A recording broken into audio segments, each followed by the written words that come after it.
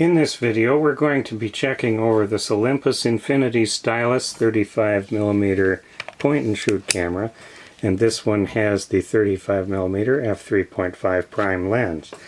Now I have declared this one as for parts are not working, and I'm going to show you why. And in order to do that I have a battery and a scrap roll of film, and we are going to install these and see what it does.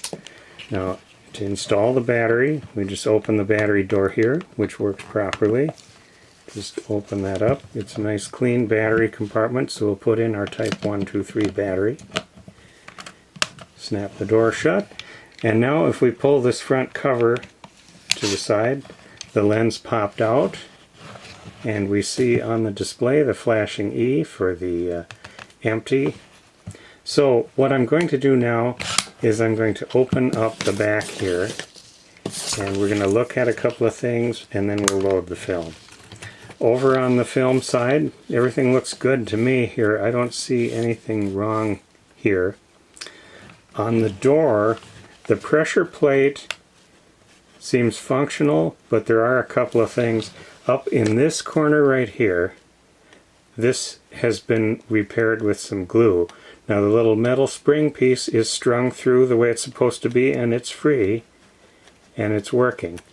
Now on this side, the little metal piece is in the track where it would normally go, but there is no piece of black plastic behind here that hooks that, and so I don't know how well that shows, but on this side the spring is not attached to this corner.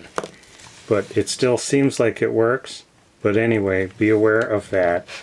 The other thing will be apparent here in a minute. As I load the film and I put this over into the take-up area, we will hear the film advance, and you're going to hear some extra noise that really shouldn't be there. You hear that noise? Okay.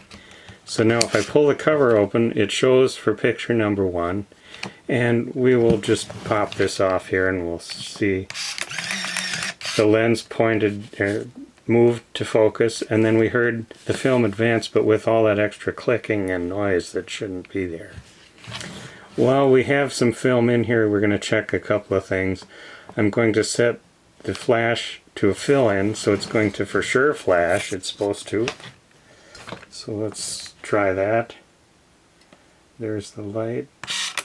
And it flashed, and again more noise with the film advance. Okay, now let's try this Auto S. I think what that does is it's just some auto type flash. Okay, I'm going to just set the flash off so we don't have to worry about that. And now I'm going to activate the self timer.